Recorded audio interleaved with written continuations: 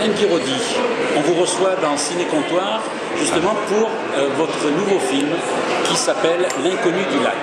Alors, cet Inconnu du lac, c'est un film qui peut être déroutant, mais en même temps, c'est un film qui va transgresser les règles et qui va, je pense, se faire prendre conscience, même aux hommes, même ceux qui ne sont pas même même hétéros, que justement l'homosexualité existe autrement.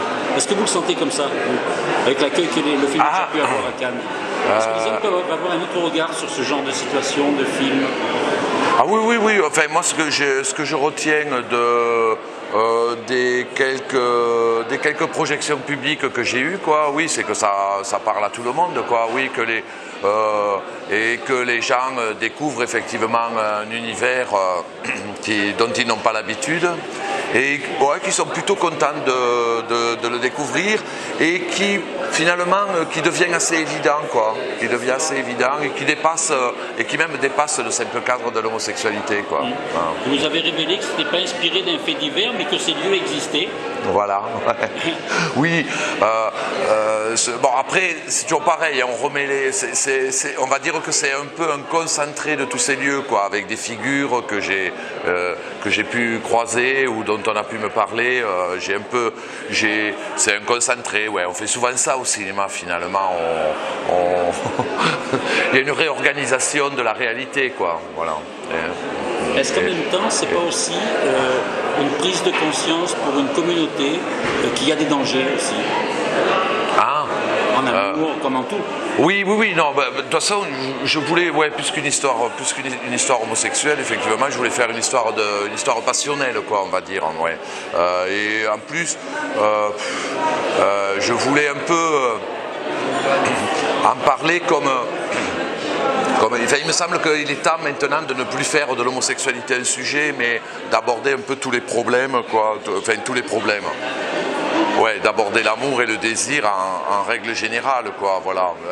Après, l'amour, oui, c'est quand même une histoire d'amour à mort, quoi. Donc, effectivement, il y a beaucoup de dangers et d'inquiétudes qui planent sur cette histoire. Oui. Et est-ce que le fait de montrer certaines choses dans le film est quelque chose qui pose beaucoup de questions? Parce que c'est vrai que vous montrez, est-ce que vous avez voulu être transgressif? Est-ce que vous avez voulu justement les règles, les casser? Ouais, alors... Vous votre cinéma et ce film-là en particulier qui va plus loin que les autres? Ouais, être transgressif. Disons que l'idée c'est... Oui, c'est transgressif dans le sens où effectivement je mets mon héros dans une situation complètement intenable et qu'il la tient, quoi. Enfin, je veux dire, même d'un point de vue éthique ou moral, quoi, effectivement, il fait des choses pas très propres, quoi. Voilà. Mais ça me plaisait un peu de faire... non, mais ouais, c'était l'idée, c'est-à-dire comment tiennent, est-ce que les questions morales, les problèmes moraux tiennent face au désir, quoi. Voilà, c'était plus ça. Puis et puis il y avait il y a cette idée, à laquelle moi je suis très attaché, effectivement, d'une tradition.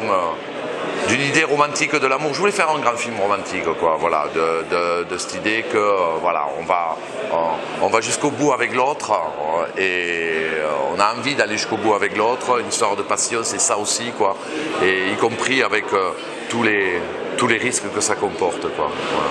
Et vous étiez conscient que c'est un film qui ne s'adressera pas à tous les publics? Oui, enfin, c'est-à-dire vous parlez en termes d'âge ou tout le monde. D'âge et puis en même temps peut-être de mentalité et d'ouverture. Oui. C'est surtout ça qui est important parce que c'est l'ouverture dont on parle au début. Disons, en même temps, j'ai l'impression quand même que tous les publics peuvent tout voir, quoi. Après, est-ce qu'ils y ont accès, quoi. Le problème, c'est comment ils y ont accès. On a très vite fait d'être rangé dans un certain cinéma marginal ou autre, marginal ou d'auteur. Moi, en plus, c'est vrai que j'aime beaucoup mélanger les genres. J'aime bien partir c'est de mélanger la chronique sociale avec des choses qui sont plus du domaine du fantastique ou du film d'angoisse.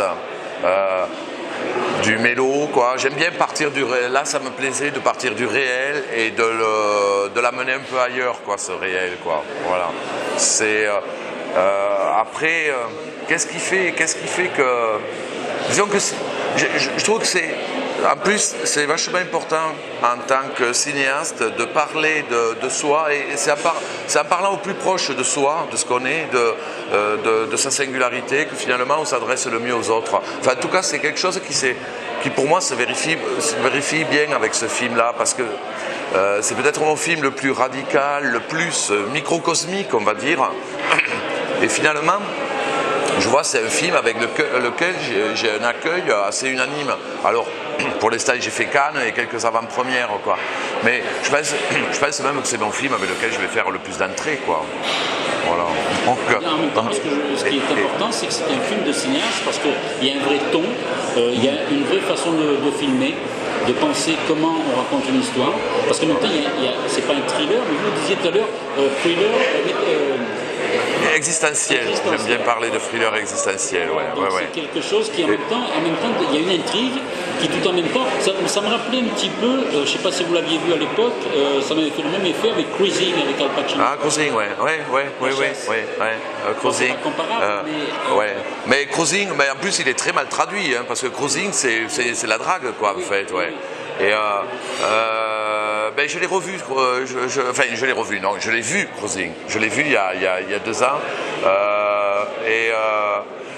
Pour moi, Cruising, c'est un vrai thriller, quoi. C'est-à-dire qu'il y a un assassinat, on voit des assassinats, il y a même un côté un peu gore, quoi, qui est dur, enfin, avec des coups de couteau.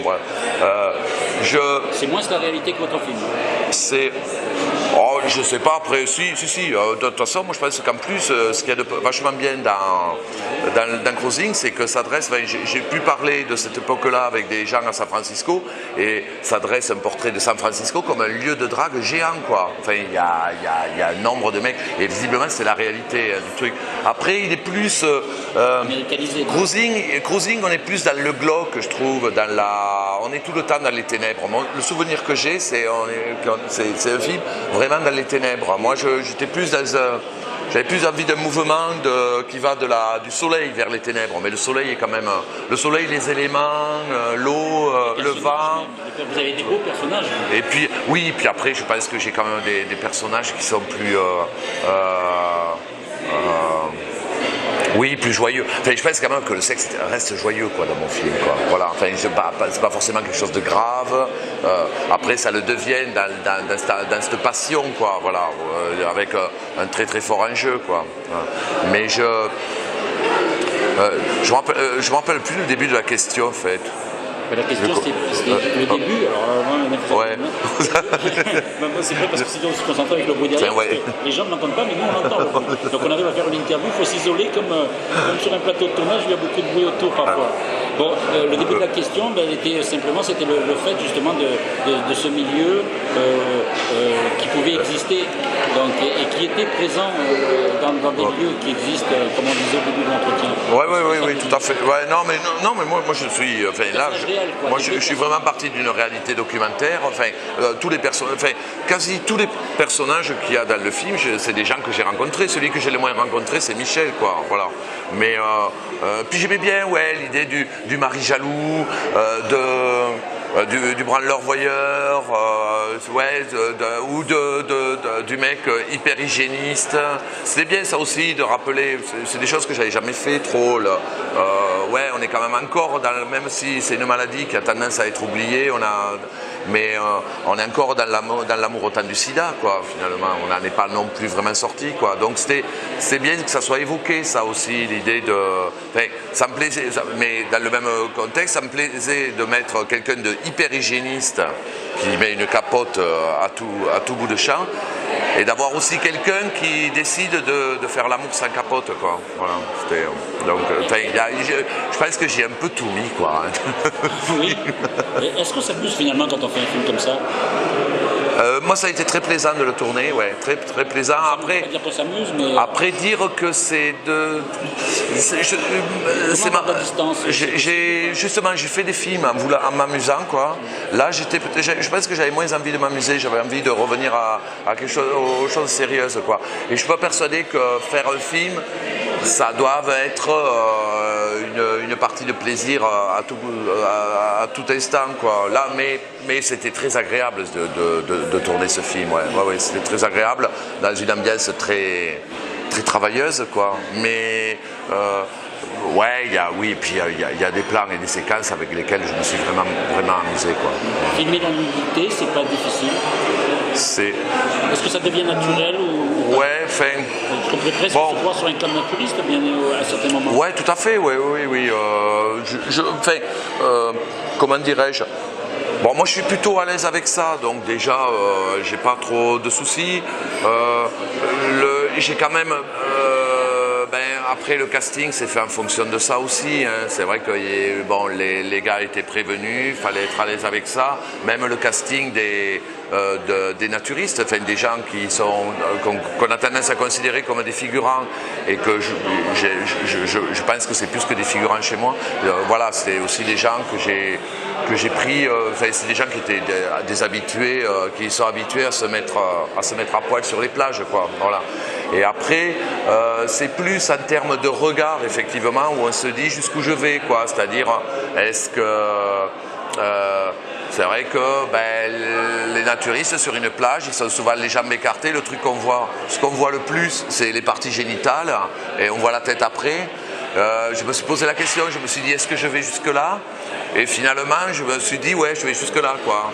Bon, après, je pense que je vais jusque-là plus avec de la malice qu'avec la vie de choquer, quoi. Voilà, même si...